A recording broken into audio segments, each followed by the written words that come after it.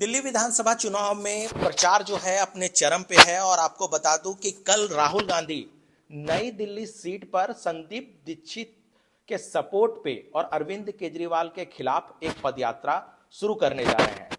सबसे बड़ी बात है कि जिस तरीके से इंडिया अलायंस का गठन हुआ था लोकसभा चुनाव से ठीक पहले और उसके बाद जिस तरीके से हमने देखा कि एक के बाद एक घटक दल कांग्रेस का साथ छोड़ते जा रहे हैं और इसी का परिणाम आप दिल्ली विधानसभा चुनाव में भी देख सकते हैं कि जिस तरीके से आम आदमी पार्टी और कांग्रेस अलग अलग चुनाव लड़ रही है।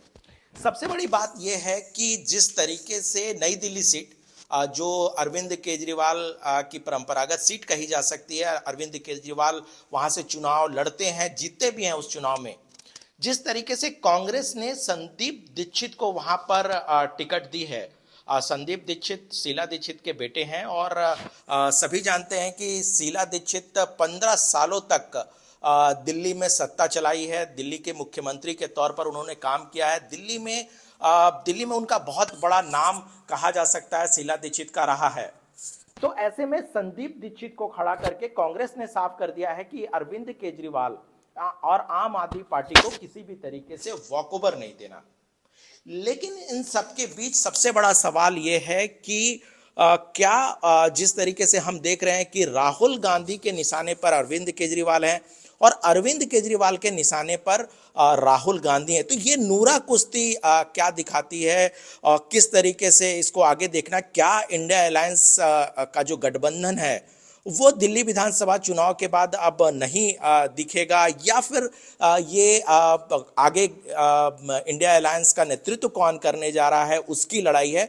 इन सब मुद्दों पर हम बातचीत करने के लिए दो वरिष्ठ पत्रकार हमारे साथ मौजूद हैं। के कुलश्रेष्ठा जी हैं, बहुत ही वरिष्ठ पत्रकार हैं। इसके अलावा अंबुज जी हैं। के जी, एक चीज जानना चाहता हूं कि जिस तरीके से हमने देखा है कि राहुल गांधी केजरीवाल पर हमला कर रहे हैं और केजरीवाल राहुल गांधी पर हमला कर रहे हैं, जबकि अगर हम देखें तो दिल्ली में बीजेपी वर्सेस आम आदमी पार्टी की लड़ाई दिखती है। तो ये जो लड़ाई है, ये रिश्ता क्या कहलाता है?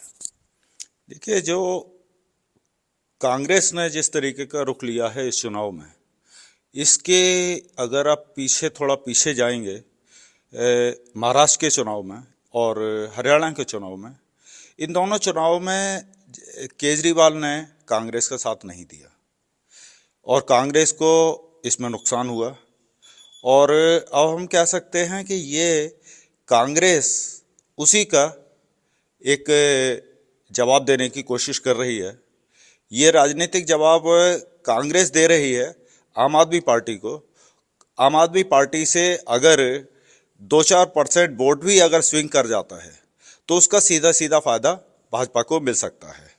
और अगर जिस तरीके का केजरीवाल कोशिश कर रहे हैं तो केजरीवाल ये मान के चल रहे हैं कि उन्हें वॉकओवर मिलने वाला है, लेकिन इस चुनाव में ऐसा होता तो नहीं दिख रहा है। 10 साल कांग्रेस आम आदमी पार्टी ने सत्ता चलाई है तो उन्होंने अच्छे काम भी किए, लेकिन एंटी इनकम्बेंसी भी है।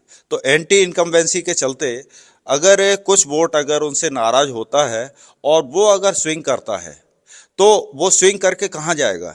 ये तो निश्चित है कि दिल्ली के चुनाव में कांग्रेस का कोई बहुत बड़ा स्टेक नहीं है, बहुत उसे सरकार बनाने की कोई उम्मीद भी नहीं है। लेकिन अगर वो किसी तरीके से आम आदमी पार्टी को डैमेज करता है तो उसका फायदा भाजपा को मिलने की उम्मीद है। लेकिन जिस तरीके से नई दिल्ली सीट पर संदीप दीक्षित को कांग्रेस ने उतारा है, राहुल गांधी कल पदयात्रा भी करने वाला है और आप कह रहे हैं कि कांग्रेस का कोई अस्तित्व ही नहीं है दिल्ली में। देखिए, जो संदीप दीक्षित है, संदीप दीक्षित ठीक है, शीला दीक्षित के बेटे हैं, लेकिन संदीप दीक्षित का दिल्ली में अपना कितना बड़ा आधार है। अब आप अगर उन्हें वॉकओवर कांग्रेस नहीं देना चाहती, ये इसी से साबित हो जाता है। उन्होंने संदीप दीक्षित को खड़ा करके सीधे सीधे उन्होंने कांग्रेस के आम आदमी पार्टी के केजरीवाल के रास्ते में रोड़ा लगा दिया है।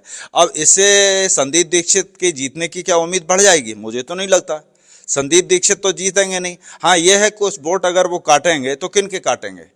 वो भाजपा के वोट तो काट नहीं पाएंगे। वो वोट काटेंगे किनके? केजरीवाल के। तो अल्टीमेटली नुकसान केजरीवाल को ही होगा। अच्छा, एक चीज बताइए कि इंडिया अलायंस का गठन हुआ था लोकसभा चुनाव से पहले। क्या आपको लगता है कि अब जो इंडिया अलायंस है वो अस्तित्व में है, या अस्तित्व की लड़ाई लड़ रही है? जो इंडिया अलायंस देखिए बना था, इंडिया अलायंस बिल्कुल बना ही चुनाव से ठीक पहले था। तो सीधा सीधा दिखता है कि वो सिर्फ चुनाव के पर्पज से बना गया था, और वो बना था लोकसभा चुनाव के लिए।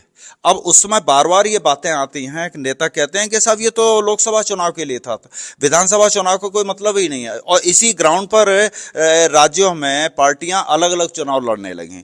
तो इस तरीके से इंडिया अलायंस जो है शुरू से बना तो उसकी जड़ ही कमजोर थी, और राज्य चुनाव जब आगे बढ़े तो उनमें ये अलायंस और बिखर गया। और पिछले अगर 15 दिन के अगर नेताओं के बयानों को अगर गौर करें तो इंडिया अलायंस धीरे धीरे दरक ही रहा है। और अभी हम ये तो नहीं कहेंगे कि अस्तित्व खत्म हो गया, लेकिन ये बिखराव की तरफ निश्चित तौर पर बढ़ रहा है।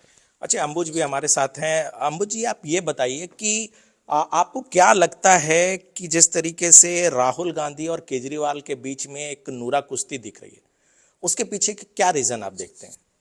जो राहुल गांधी और जो अरविंद केजरीवाल के बीच में जो नोरा कुश्ती है, ये बेसिकली एक तरह से अवसरवादी का लड़ाई है।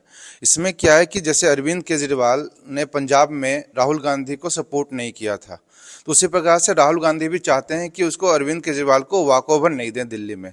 अगर इस केस में अगर उनकी कुछ भी जैसे के जी ने बताया कि अगर कुछ 2-4% भी अगर वोट शिफ्ट होती है अगर कांग्रेस को, तो इससे सबसे बड़ा फायदा बीजेपी को होगा। और इसमें आप अगर एक चीज देख सकते हैं अच्छा, कि एक सवाल का जवाब दीजिए। क्या आपको नहीं लगता कि ये अपोजिशन का सबसे बड़ा नेता कौन होगा, इसकी भी लड़ाई हो रही है? देखिए, जो इंडी अलायंस है, इंडी अलायंस बेसिकली क्या अवसरवादी ग्रुप है। और उसमें क्या है कि उसमें सिर्फ एक चीज है कि उधर ममता बनर्जी बोलते हैं कि इंडी अलायंस का सबसे बड़ा नेता हम, उधर बिहार में लालू जी बोलते हैं कि हम, इधर अरविंद केजरीवाल भी बोलते हैं कि हम। अगर वो जीत के आ गए तीसरे बार भी, तो फिर इसमें एक चीज होगा कि अब इसमें होगा इंडी अलायंस में कि अरविंद केजरीवाल का पलड़ा भारी होगा और उसमें अपने आप को बड़े नेता घोषित करने का उनका चांस ज्यादा होगा।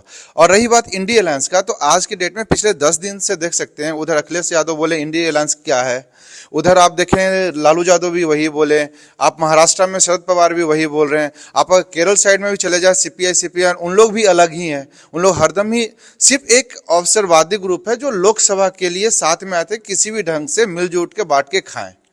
जाहिर सी बात है कि ये सभी दिल्ली चुनाव को बहुत ही नज़दीक से देखते हैं, और जिस तरीके से लोकसभा चुनाव से ठीक पहले इंडिया अलायंस का गठन हुआ, और उस समय भी हमने देखा कि चाहे वो पश्चिम बंगाल में तृणमूल कांग्रेस और कांग्रेस अलग अलग चुनाव लड़ी, इसके अलावा पंजाब में आम आदमी पार्टी ने सपोर्ट नहीं लिया, और अलग अलग दोनों की राहें थी।